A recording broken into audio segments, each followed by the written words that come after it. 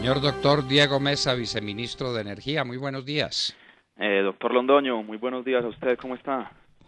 Pues yo muy bien y muy contento de tenerlo a usted con nuestros oyentes hablando de un tema absolutamente vital para el desarrollo de un país que es la energía. Muchas cosas pueden faltar y muchos obstáculos se pueden superar, pero si no hay energía, pues no hay industria, no hay crecimiento del país y no hay bienestar. Cuéntenos, doctor Mesa, qué se está haciendo y qué es la subasta de energía que se está proyectando para que Colombia no tenga dificultades de energía ante el hecho fortuito y gravísimo de que Hidroituango no haya entrado en operación este diciembre pasado. Claro que sí, doctor Londoño. A ver, le cuento qué estamos haciendo desde el Gobierno Nacional y desde este ministerio en particular. Como usted bien lo dice, mencionó ahora el tema del fenómeno del Niño. Entonces déjeme le hago una introducción con respecto a cómo está la matriz energética del país. Nuestra matriz energética es altamente dependiente en fuentes hídricas. Más o menos un 70% de la energía que se produce en Colombia viene de hidroeléctricas, de fuentes hídricas.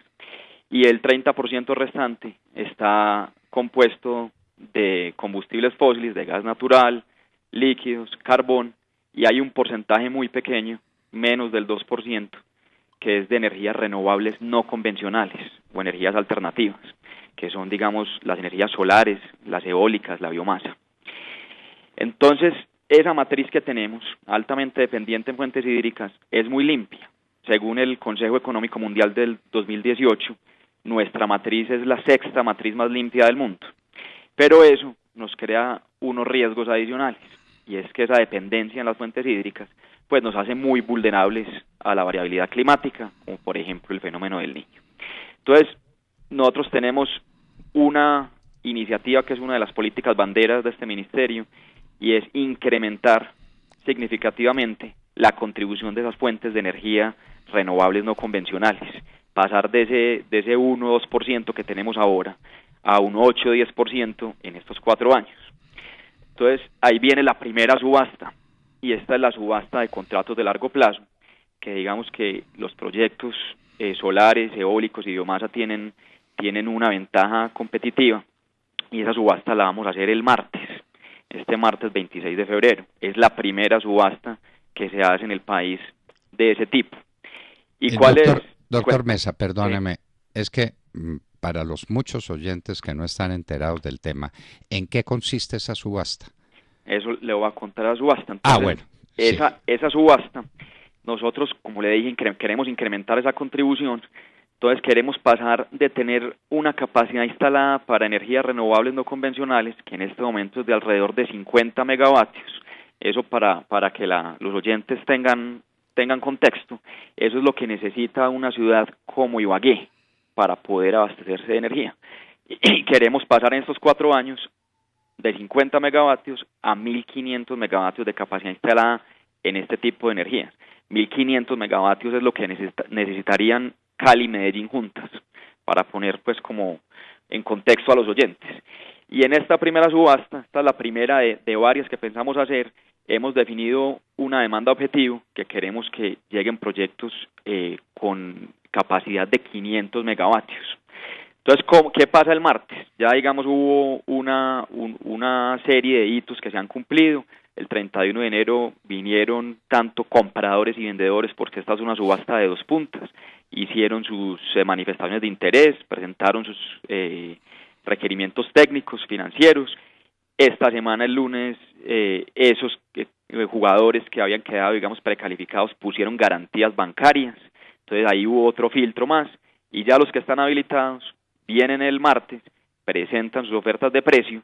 Esto lo hacen ante la UPME, que es la unidad de planeación minero-energética, y ahí se construyen una oferta de demanda y una oferta, una curva de demanda y una curva de oferta, con los precios que ellos presenten. Y dependiendo de esas ofertas, pues hacemos una asignación. ¿Qué le puedo contar? Han llegado jugadores, digamos, por más o menos 2 veces esa demanda objetivo que tenemos. pero tenemos que esperar hasta el martes a ver cómo estamos de precios, y el martes pues tendremos la noticia de cuál fue la energía que se asignó en esa subasta. Doctor Mesa, el que gane tiene la obligación de montar un sistema de generación de energía por la que se comprometió a suministrar. Correcto. Exacto. Así es, doctor Londoño. Los que queden adjudicados en esta subasta, pues ahí hay unas garantías de seriedad, unas garantías de entrada en operación de las plantas. Entonces, esta subasta, muy importante decirlo también, la fecha de entrada en operación de estos proyectos es diciembre de 2021. O sea que todos estos proyectos que se presenten a la subasta tienen la obligación de entregar esa energía que van a subastar, que van a ofertar el martes, a partir de diciembre de 2021. Los que están concurriendo a la subasta tienen que decir expresamente qué tipo de disposición o de montaje técnico van a poner en funcionamiento para generar esa energía. O simplemente dicen, me comprometo a esto y después veré qué hago y dónde. No, aquí digamos que hay unos requisitos muy claros, unos requisitos técnicos. Ellos tienen que dar un plan de qué tipo de tecnología van a utilizar, que es lo que yo le comentaba ahora. Hay una tecnología que es solar, otra que es eólica, otra que es de biomasa. Son proyectos que ya están estructurados. Obviamente hay una bancabilidad. Ellos tienen que ir a los bancos a presentar sus proyectos para poder recibir las garantías.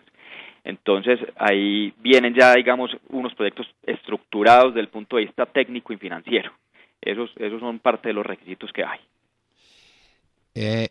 Es posible decir, usted verá, nosotros no queremos cometer ninguna imprudencia ni incitarlo a usted a que la cometa, pero es posible decir cuántos de esos proponentes son firmas extranjeras, cuántas son locales o si son empresas mixtas de capital y tecnología local y extranjera. Digamos que a grandes rasgos, porque pues obviamente esta información es confidencial, doctor Londoño, sobre entonces, todo en el lado de los generados, pero yo le cuento, digamos, vinieron proponentes tanto extranjeros como nacionales, y también le puedo decir que hay empresas existentes, digamos, de las grandes generadoras del país, que han también diversificado sus fuentes de generación, y hay proyectos de empresas que son nuevas. Entonces tenemos una mezcla. En el lado de los compradores, porque como le dije ahora es una subasta de dos puntas, ahí vienen todas las empresas comercializadoras del país, electrificadoras que se conocen en el mercado, y ahí también tenemos una mezcla de empresas que son públicas y empresas que son privadas. Empresas que son públicas, empresas que son privadas, de distintos lugares del país del que necesita energía. Así es, exactamente, de diferentes regiones, y muy importante también ese punto, doctor Londoño. En el lado de los generadores vimos con mucho agrado que la distribución de los proyectos se da por todo el territorio nacional. Aquí le hago una cuña. Yo hoy hice entrevista con la doctora Angélica Gutiérrez, experta en hidrología, y hablaban del potencial hídrico colombiano. Y aquí una de las razones que tenemos para explotar estas fuentes alternativas es que Colombia tiene un inmenso potencial tanto solar como eólico. Ahí para poner también en contexto a los oyentes, por ejemplo, toda la parte norte del país, la Alta Guajira y bajando a los departamentos del Cesar, del Atlántico, de Bolívar, toda esa parte norte del país cuenta con un potencial de generación entre solar y eólica más grande que el total del potencial hídrico del país a nivel nacional. Uy, Dios mío, ¿Y eso es un potencial ya probado técnicamente o es más o menos a mano alzada? No, que se hace ese cálculo. Eso es un potencial probado. Por ejemplo, le cuento que en el tema eólico, el viento en la Alta Guajira, digamos, si queremos ser precisos, eso se mide a una altura de 80 metros. Y ese viento es aproximadamente el doble del promedio mundial. Estamos hablando de un viento de 9 metros por segundo. Son cifras de la Universidad de Antioquia, de un estudio de 2018, probado pues científicamente. Y en el tema solar también eso se mide. Hay unos atlas, unos mapas mundiales, y miden la radiación solar en diferentes puntos del planeta. Y también está comprobado que en la parte norte del país tenemos uno de de los puntos con más radiación en el mundo. Bueno, y aquí hay unos desiertos, ¿no?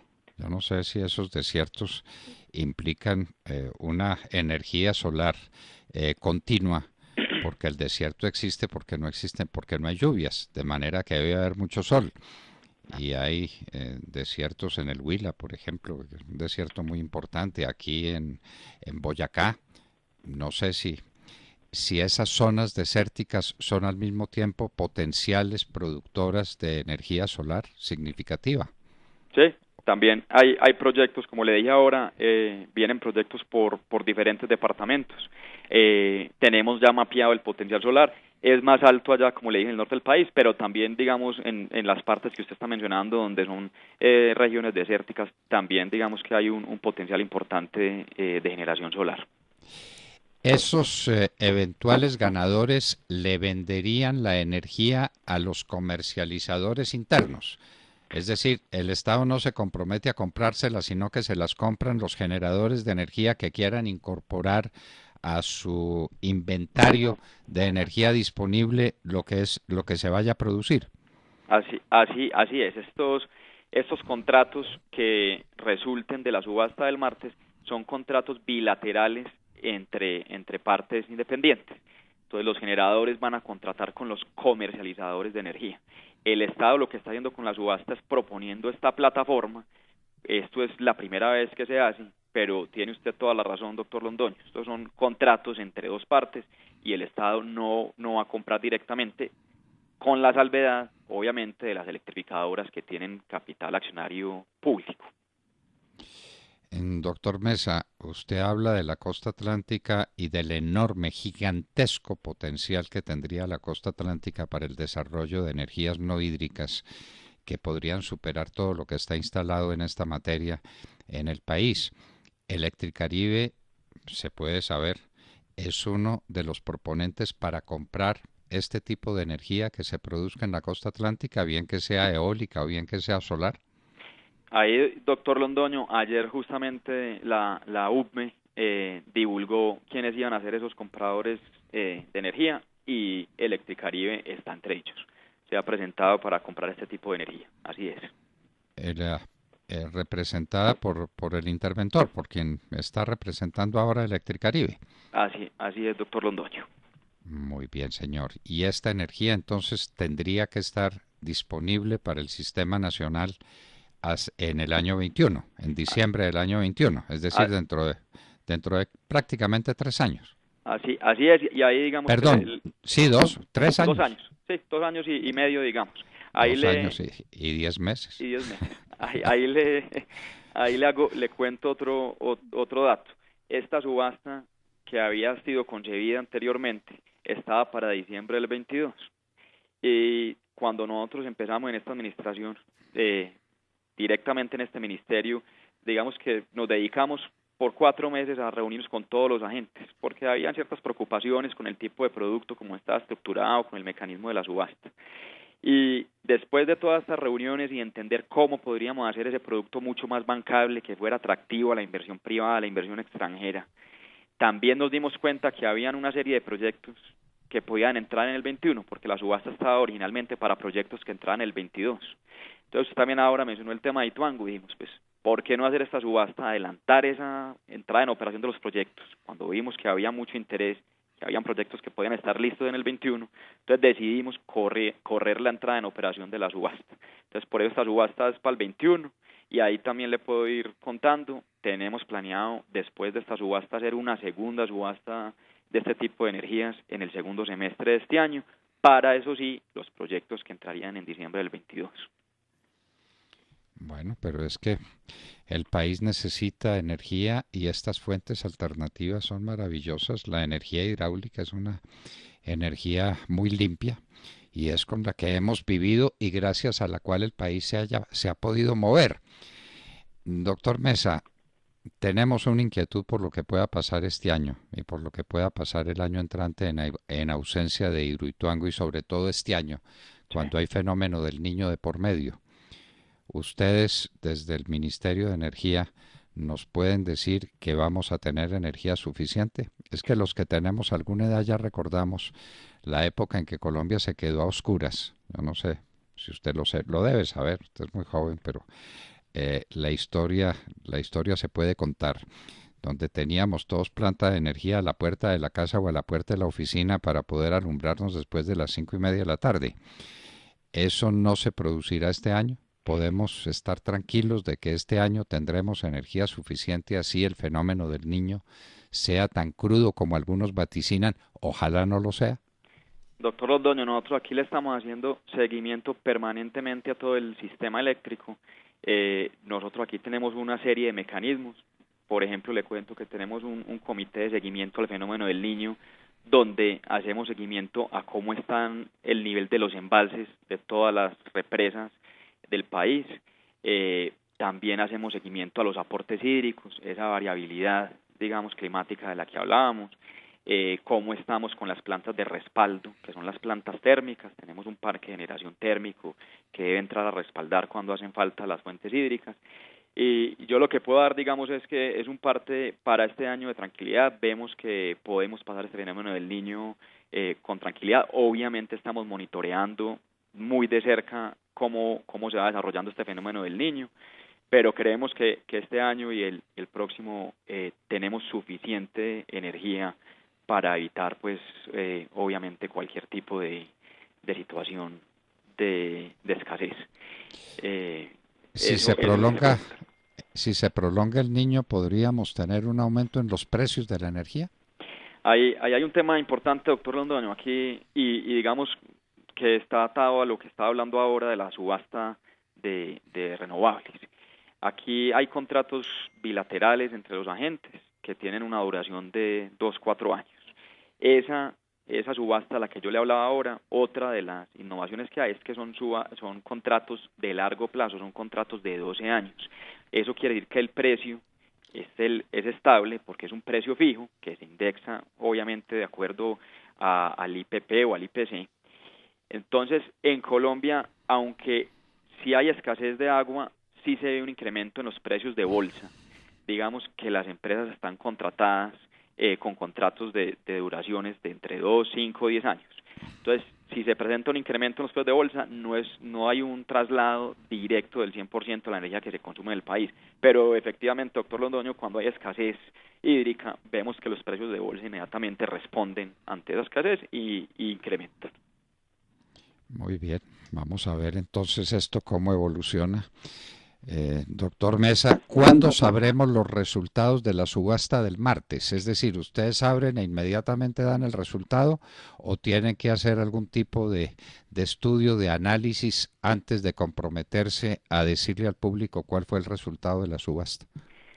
Sí se hace un análisis y obviamente eso tiene un auditor y pues entes de control que van a estar presentes durante el proceso de apertura de sobres, de la construcción de las curvas, de la asignación, pero el martes en la tarde le estaremos entregando al país la información de cómo quedó asignada la subasta.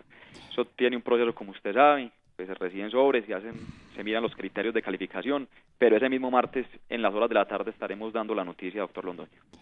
Muy bien, y podremos contar con usted más adelante para que nos explique, porque no es el tema de saber las cifras y hubo subasta por tantos kilovatios. ¿Ustedes van a contar eso en kilovatios o cómo está prevista la subasta?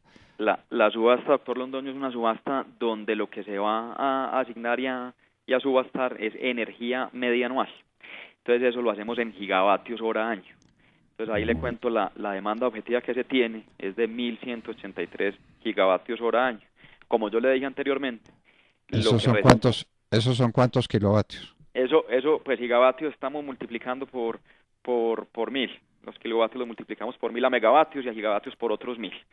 Entonces, ahí para hacerle claridad a los oyentes, uno puede hacer las cuentas en capacidad instalada, que es megavatios, que son miles de kilovatios. Y cuando ya vamos a la energía, porque digamos que la capacidad instalada es como la potencia, para ponerlo pues como más didáctico, la energía que es lo que se produce con esa capacidad son 1.183 gigavatios hora año. Y ahí lo que estamos esperando es que llegue por lo menos esa cantidad, pero ya con las ofertas de venta y de compra que hemos recibido, sabemos que estamos bastante por encima de esa demanda objetivo, doctor Londoño. Entonces, queremos comprometerlo, si es posible, por supuesto, para que nos explique después y explique de manera muy sencilla. Aquí en la hora de la verdad decimos que lo que no nos entienda el ama de casa o el conductor de un bus o el celador de un edificio es como si no lo hubiéramos dicho. Aquí no hablamos para que nos entiendan los entendidos, que desde luego los entendidos en la materia tienen que entender, claro, y tienen que saber, pero el mensaje tiene que ser un mensaje para la gente, porque el tema de la energía es un mensaje eminentemente popular. Si tenemos energía, vamos a tener desarrollo, vamos a tener fábricas nuevas, vamos a tener oportunidades de crecimiento. Si no tenemos energía, pues olvidémonos y dediquémonos a ver cómo sobrevivimos. Usted nos explicará entonces, si es tan gentil, los resultados de esta subasta a la luz de efectos prácticos. En la práctica, ¿eso qué significa? Claro que sí, doctor Londoño. Estaría muy agradado de volver a conversar con usted para contarle cuáles fueron los resultados de la subasta, y lo tratamos por lo menos de hacer de la manera pues más simple para el oyente, que pueda entender cualquier persona qué fue lo que pasó el martes. Bueno, y también lo tenemos que comprometer para que un día, cuando sea oportuno, nosotros no queremos ser inoportunos, ni queremos crear problemas, ni nuestro interés es armar escándalos o crear expectativas de ningún género.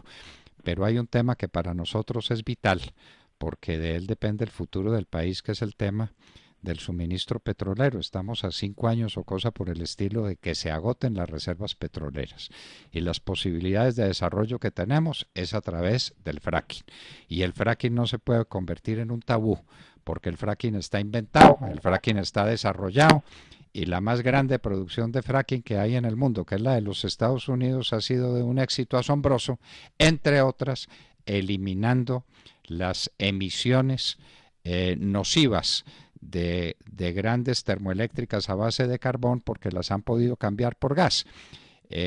Usted algún día, cuando esto sea oportuno, estará también con nosotros y nos explicará que el fracking no es Satanás, sino que es una alternativa técnica sobre postulados científicos para producir petróleo, que sí tenemos en el momento en que el otro petróleo, el convencional, se nos está agotando. Claro que sí, doctor Londoño. Ahí le acepto también la invitación. Como usted bien lo dijo, digamos, no era el tema de la entrevista, pero lo que yo sí le puedo decir es, como todo el país vio, el gobierno pues hizo un ejercicio muy responsable de convocar a una comisión de expertos multidisciplinaria, independiente, con expertos de todas las áreas, digamos, involucradas en este tema. Habían expertos ambientales, expertos de hidrogeología, de sismicidad, de conservación ambiental, de salud pública, economistas, expertos en regulación, expertos en comunidades.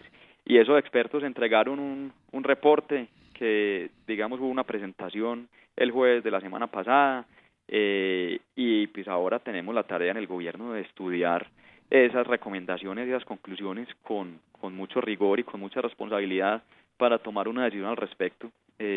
Entonces, con mucho gusto, una vez el gobierno, digamos, haya tenido tiempo de estudiar y de discutir este tema, que como usted dice es trascendental, no solamente desde el punto de vista de la seguridad energética que usted mencionó, doctor Londoño, por esos temas, digamos, de crítico que tenemos en cuanto a reservas tanto de petróleo como de gas, sino también desde el punto de vista fiscal. Es un tema muy importante que tenemos que discutir. Este es un sector que le aporta a la economía del país en Producto Interno Bruto, en ingresos fiscales, en exportaciones, en inversión extranjera directa. Claro. Usted conoce eso perfectamente. Entonces, con mucho gusto. En balanza cambiaria, por favor. Si no tenemos petróleo, no hay con qué hacer mercado. Usted lo ha dicho, doctor Londoño. Bueno, doctor Mesa, entonces volveremos a hablar muy pronto, y muchas gracias por darnos estas explicaciones sobre la subasta del martes. Muchísimas gracias. A usted muchas gracias, doctor Londoño, y un saludo especial a todos sus oyentes. Muy amable.